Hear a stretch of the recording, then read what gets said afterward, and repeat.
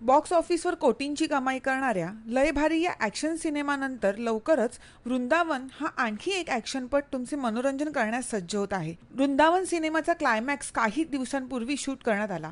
एंटरटेनमेंटचा भरपूर मसाला, drama, action या सिनेमात पाहायला मिळणार आहे.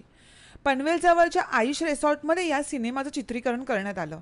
आयुष रिसॉर्ट म्हणजे सगळ्यात महागडं लोकेशन. आत्तापर्यंत या लोकेशनवर फक्त बॉलिवूडच्या सिनेमांचं शूटिंग झालंय.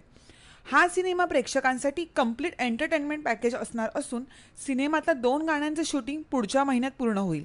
तुंबीन या चित्रपटाने रसिकांवर छाप पाडणारा राकेश बापट वृंदावनद्वारे मराठी चित्रपटसृष्टीत पदार्पण करत आहे. राकेश सोबतच पूजा सावंत तसेच वैदेही परशुरामी ह्या मुख्य भूमिकेत असणार आहेत. या सिनेमाची आणखी एक खासियत म्हणजे महेश मांजरेकर, अशोक सराफ, मोहन जोशी, शरद पोंक्षे, उदय टिकेकर, भारत गणेशपुरे या दिग्गज अभिनेत्यांच्या अभिनयाने नटलेला असा हा सिनेमा असेल. आतापर्यंत प्रादेशिक भाषेत काम करणारे TLV प्रसाद यांनी या सिनेमाच्या दिग्दर्शनाचं सूत्र हाती घेतलंय.